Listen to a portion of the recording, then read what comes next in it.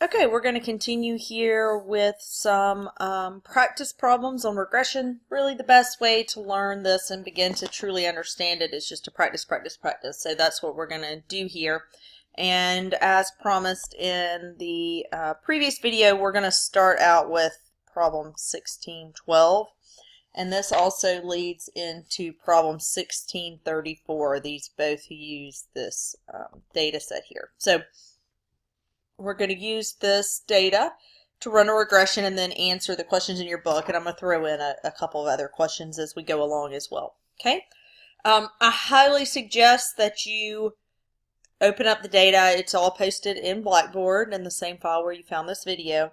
And do this as I do it. I think it will help a lot. If you have any questions about it or if anything doesn't really make sense, please contact me and let me know.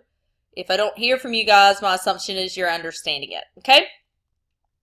All right, so question 16.12 is on page 646 in your book, and it says, a real estate agent specializing in commercial real estate wanted a more precise method of judging the likely selling price in thousands of dollars of apartment buildings. As a first effort, she recorded the price of a number of apartment buildings sold recently and the number of square feet in thousands in the building. Okay, so this is important because it tells us that our dependent variable is going to be price, and this is in thousands. It's apartment buildings, that's why the numbers are so large. And then size here is in thousands of square feet. This is important when we interpret our coefficients because we're going to interpret them in the units listed. Okay, these other variables C, D, and E are not a part of this problem, so I'm actually going to highlight those and delete them. I think we use these variables later on in some problems when we do multiple regression, but for now I'm just going to exit out of there. Okay, so it says calculate the regression line. That's part A. Part B, what do the coefficients tell you about the relationship between price and square footage? Okay, so I'm going to go to data analysis, run my regression. My Y range, in this case, my Y is the price, right? Because I believe that the price is dependent on size, which would make sense, right? Hopefully. We shall see.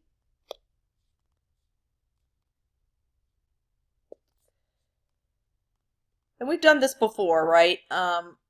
I'm just showing it to you again. Let me show you one thing that I did a little differently here. I clicked confidence level and I put in 99%. This will give me two confidence intervals. It will give me 95%, which is the default in Excel, but it will also give me the 99% interval as well.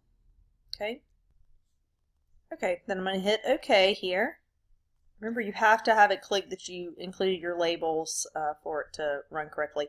If you're working on a university computer, you're going to have to add that data analysis each time. I know it's annoying, but it's kind of the way it goes. But if you're on your home computer, if you've put it on there before, it should be there. Okay, so here are our regression results. And part A says to write out the regression line. Working. Part A says write out the regression line, and we're going to be specific. It's really important on your homework, test, etc. That you be specific about your regression line. So, one second, let me get this going again. I just made a mistake. Okay, so part A. We are going to estimate price. So estimated price is equal to the intercept, which is right here, right? That's a terrible arrow, but 4,039.883 plus beta 1, which is 44.966 times size. Okay, here's our regression line. Our intercept is 4,039.883. the slope of our line is 44.966. Now we have not talked about yet how to determine whether or not that 44.966 is a significant relationship.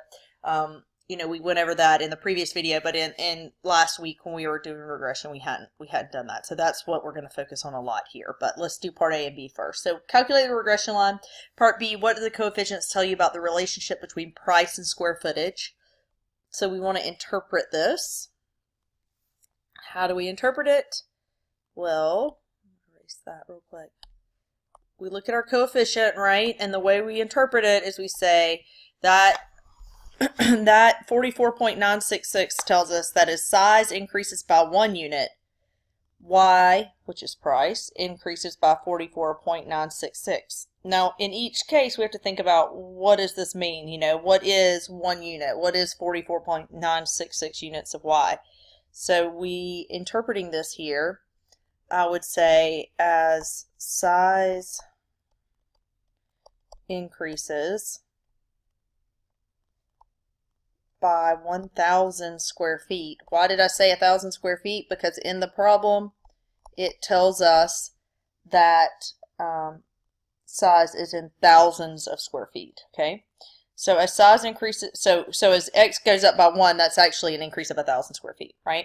So as size increases by 1,000 square feet, we expect the price of the apartment building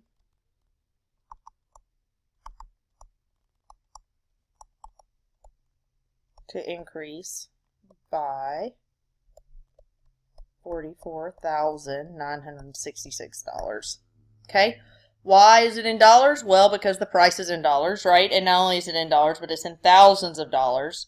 So we have to transform it in that way. Okay, it will always tell you in the problem itself what the units of measurement are, so that you know, because if it's in dollars, you need to state it in dollars. If it's in percentages, you would say, okay, 1 percentage point increase in X does such and such to Y. Okay, we'll go over examples of all those as we move forward. Okay, so I'm now going. Actually, before I do this, let me ask you a question, and then I'm going to go to question 16.34. So let me add in this question. Based on the results,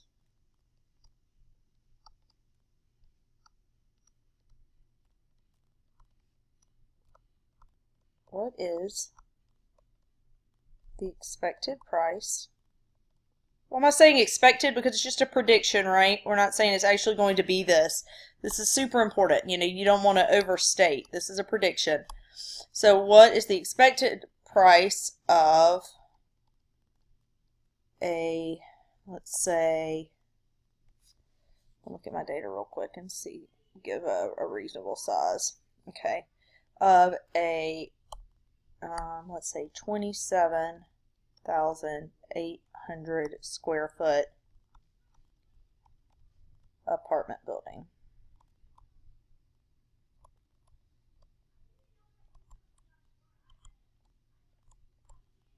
Okay, so pause the video and figure that out real quick, okay? Okay, there's a reason I'm giving you problems like this, and it's because this is basically exactly what you're going to be doing for your test and for your homework too, but especially your test. You're going to be given some data, you're going to run a regression, you're going to interpret the regression, and then you're going to have to make some predictions like what we have here. So based on the results, what is the expected price of a 27,800 square foot apartment building? Hopefully you worked this out yourself and are now checking it, but here's how we do this. We would say the expected price is equal to 4,039.883 plus 44.966 times 27.8. Why 27.8 instead of 27,800? Because X is stated in thousands of square feet, right? So I transformed it to 27.8. I'm going to get out my trusty calculator here. And 27.8 times 44.966 is equal to 1,250.05, so 4,039.883 plus 1,250.055 is equal to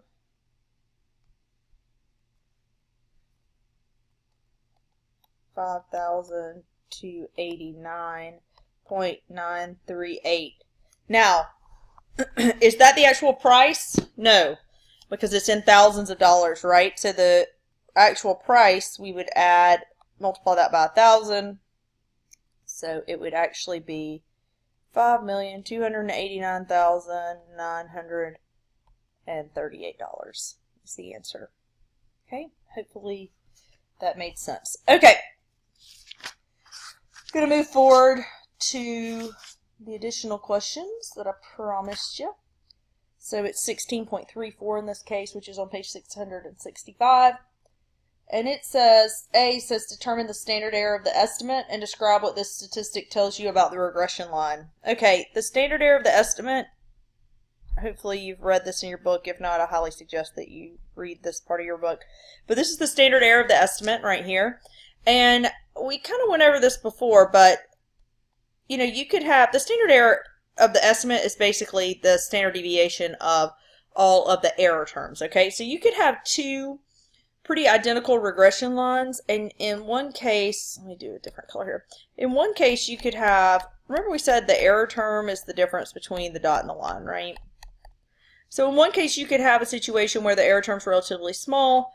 You know, it's pretty tightly bound around the regression line. And then in another situation, you could have a regression where your scatter plot is has a much broader distribution, okay, much broader variance. Then you can see that the U's in that case tend to be larger. Now on average, what are they equal to? On average, they're equal to 0. In both cases, if you took all the errors and added them up, you would get 0. But that's just because some are above and some are below, right? Some are positive, some are negative. They all add up to 0. What the standard error of the estimate is looking at is how big is the typical error term. Is it really far away from the regression line, or is it really close? You know, the model's a better fit if it's close. The model's a better fit if it is has a low standard error. So let's see, how do we know if the standard error of the estimate is small or large? Well, what we do is we compare it to the mean of y, okay? Never the mean of x, always the mean of y, because we want to know, well, what is the average value of the dependent variable? And here we'll see it's 6,465. So a standard error of 3,286 is about half of that. That is actually a very large standard error. In a second, we'll go and draw a scatter diagram, but I would bet without looking at it that it is going to be relatively spread out in terms of the scatter diagram. Okay, there's not a hard and fast rule about what, you know, if it's 20% or 40% or 50% of the mean, is it a large standard error? Basically, the general rule is if you had options between, remember we talked about efficiency and we said if you had multiple data sets, you would want to choose the one with the smallest variance. Kind of the same thing here. If you had some options, you'd rather choose a model with a lower standard error. That's not always the case, though. The data is kind of what it is most of the time. All right, so let's do a scatter diagram. Well, hold on, I'm struggling here.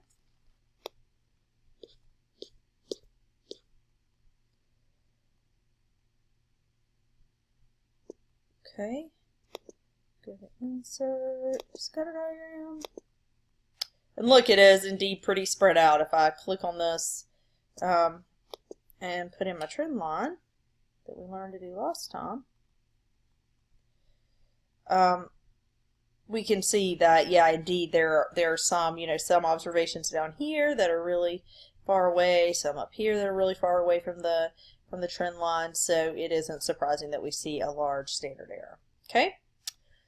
All right, so that's part A. So the way I would answer that when it says, like, determine the standard error of the estimate. Okay, well we know it's 3,286.949, right?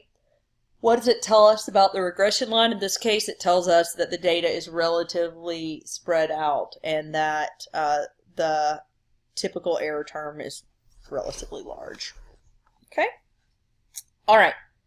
Part B. Can we conclude that the size and price of the apartment building are linearly related? All right. So now we're going to be looking at significance here.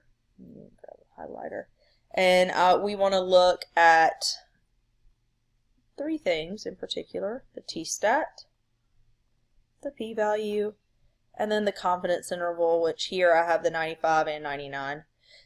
All right, so I personally always go for the p-value, and here in this case, this is part B, the p-value is equal to 0.031.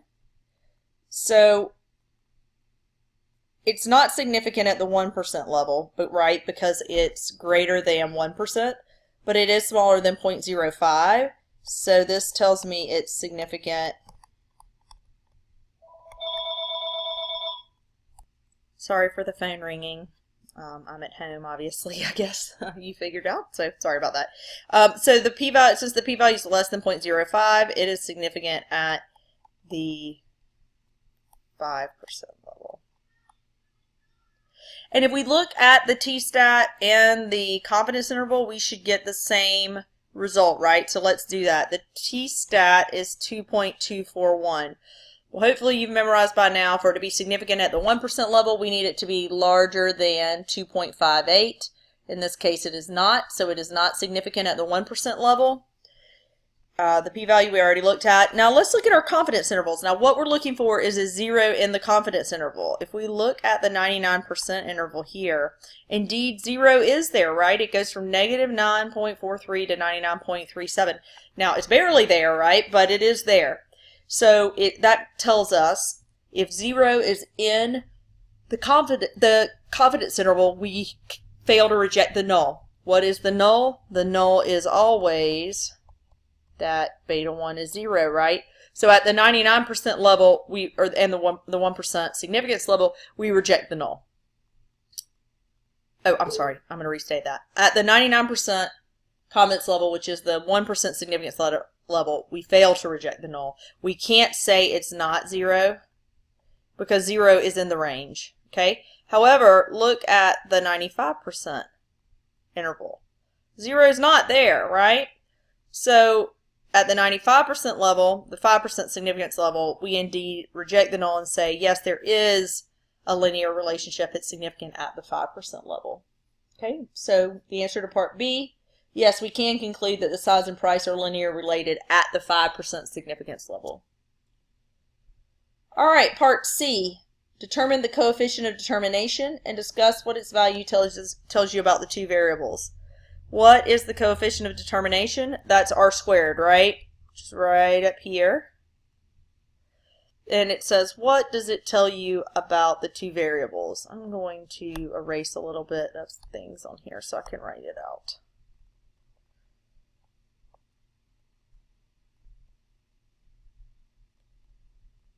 Give me 1 second. Okay.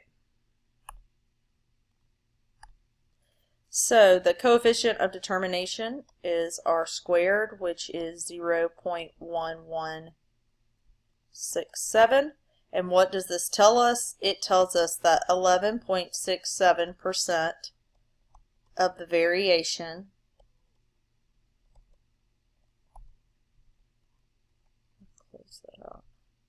variation in price can be explained by square footage. This is a relatively low r squared, okay? Or very low, really. You really want, if at all possible, to have models where it's above 50%. Ideally, much higher than that. So 11% is low. But why might it be so low in this case? Well, we're only looking at size here. We have no other determinants of price. So we don't know where these apartment buildings are located, which in real estate, of course, is the most important thing, right? We don't know how many bedrooms they have. Maybe some of them are really big apartments, but they're not a great use of space, so they have less bedrooms or bathrooms, or who knows, okay?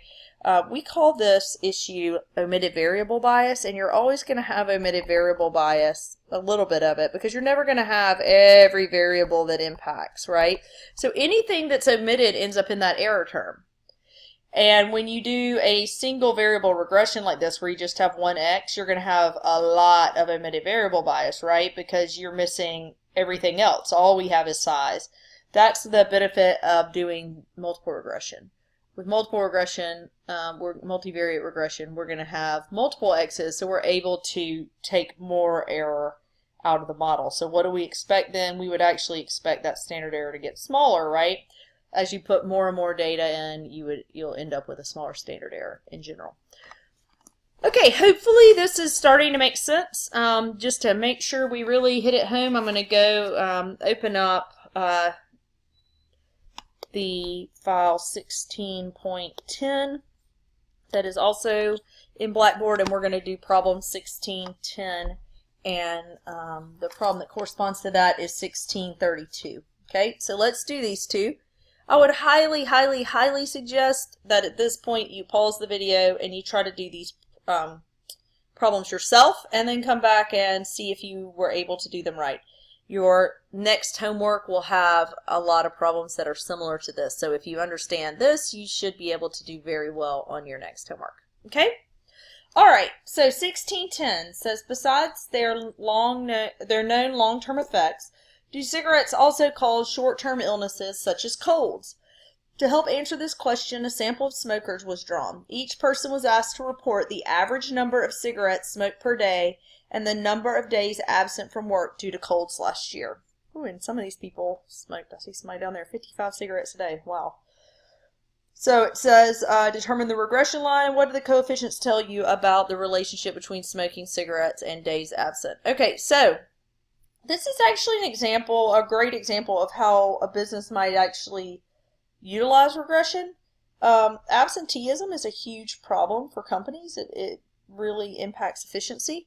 So companies are constantly trying to reduce absenteeism, right? So certainly companies look at different data they have on employees and see how does X impact Y, right? In this case, how does smoking impact the number of days they're absent? Let's say that smoking had a huge impact. They might decide to eliminate smoking areas on the property, or have wellness programs that pay people money if they quit smoking, whatever. There's lots of different options, but this is a great example of how a company might do this. All right, so we're going to run our regression. And we always have to decide, okay, what's our Y variable? What's our X variable? Here we think the number of cigarette smokes impacts days absent, right? So days absent is our dependent variable.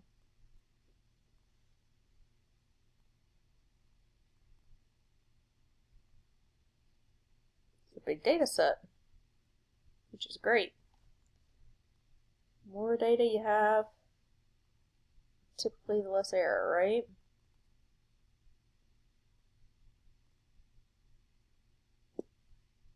Oops. Okay. And then we're going to do the same thing with our X, which here is the number of cigarettes that they smoke.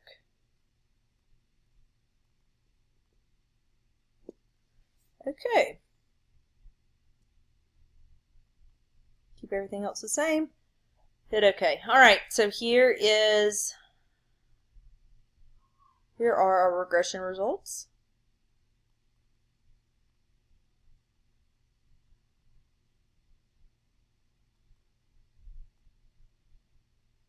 This question doesn't ask about the standard error, but I want to look at it really quickly just to give you an example of another problem. See, the standard error of the estimate here is 3.996.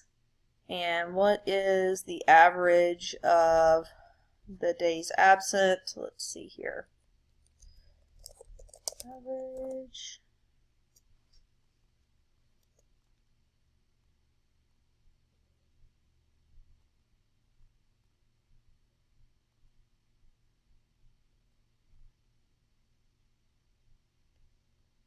Almost there.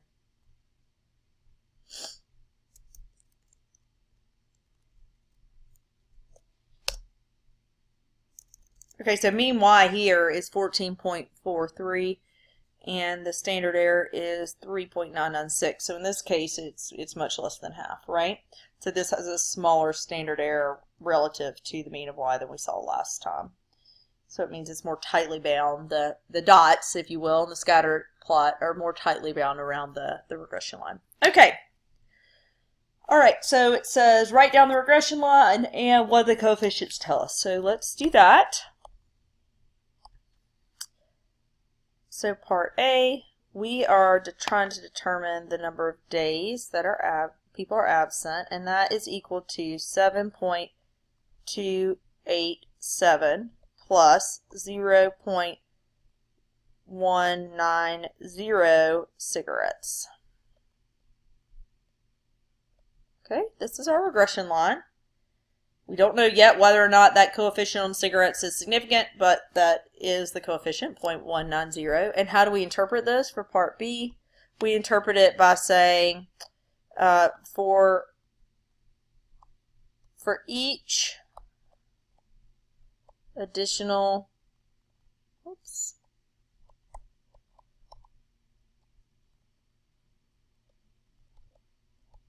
cigarette smoked per day, right? Because if it's 365 days a year, it's really 361 cigarette per day is 365 cigarettes. So for each additional cigarette smoked per day increases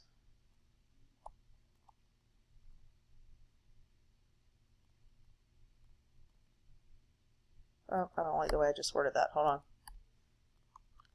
Professors make mistakes too. I don't like the way I'm wording this. There's always multiple ways you could word it, and I don't like the way I chose, so I'm going to write it differently. Okay. As the number of cigarettes smoked per day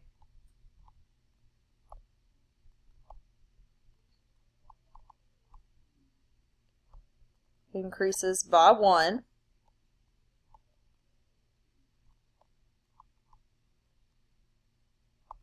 the number of days missed due to colds is expected to increase by 0.190. Okay, this may seem like a really small number, but if you really think about it, it's not. It's not. Especially when you think about most people aren't smoking like one additional cigarette, right? Maybe it's 5 cigarettes or 10 cigarettes, or as you see on here, some of them 50 cigarettes, right? So answer this really quickly. What is the expected number of days absent from work if someone smokes 40 cigarettes a day? Okay, so we go in here and we say, okay, the number of days we would expect them to be absent is equal to 7.287 plus 0.190 times 40, right? And get my calculator. And we'll have 7.287 plus 40 times 0.19, which is 7.6 plus 7.287. So 14.887. This is a huge number, right?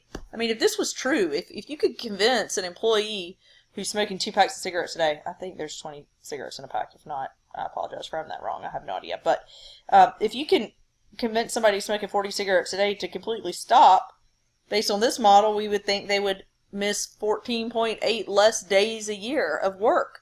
That is very significant, right? Especially if it's in an industry like nursing or teaching or something like that, where if somebody misses work, you have to pay someone else to do their job, right? People around them can't pick up the slack. So this is a really a large result, even though the number, this 0.19, seems small. But if you look at it in kind of real terms of what it means for smokers, it's a very significant number. Okay, so let's see though if it's statistically significant. Is the slope of this line, this 0.19, is it statistically significant? That's what 16.32 asks. Is there evidence of a linear relationship between the number of cigarettes smoked and the number of sick days? In exercise 16.10, we can look at it any of the 3 ways, right? So we can look at it with the p-value, the t-statistic, or the confidence intervals. I'm going to do p-value, but I'll go over the t-stat as well. So the p-value, okay, what in the world does this mean? This is scientific notation. You may not have seen this for a very long time, but what it means is you add 12 zeros to the left. So what this number is actually like 1, 2, 3, 4, 5, 6, 7, 8, 9, 10, 11, 1, 4, 6, 3. That's what that number actually is. So we can say, okay, yeah, we know that. So if it's in scientific notation, the p-value is 0. Since the p-value is 0, the p-value is 0. So the relationship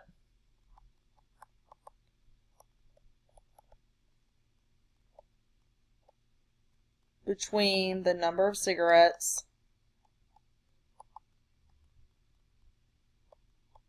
smoked and days of work missed due to colds. P-value 0 is the relationship between the number of cigarettes smoked and days of work missed due to colds is significant.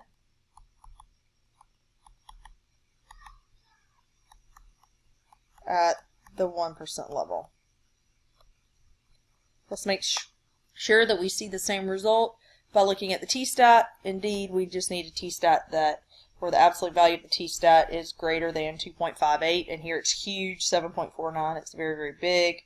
And then our confidence interval for the 99% is 0.123 to 0.255, so 0 is not there, so they all say the same thing, which is significance at the 1% level. Okay? Alright, so we've practiced a lot. Your homework is going to be more practice. This is so similar to what you're going to have on your test, so if you get this stuff, you're going to get your test. It'll go great. If you don't, you need to talk to me very soon. Okay, we can do virtual office hours. We can do in-person office hours. I'll do whatever I can to help you. Please make sure to communicate. This is the last video I'm going to do for this week because I do want you to go in and take some time to really read Chapter 16. You will need to read part of it for your exams. For your homework. Specifically section 16.5, you'll see a note that I wrote on your homework that you'll need to read that for the homework, some of the homework problems. But I want you to read the whole chapter and really go through it, okay? Because it will help you. Some of the other chapters aren't that important if you really read it, front to back, but this one I believe is, okay? All right, please let me know if you have any problems, questions, or if there's anything I can do to help you. Have a great day.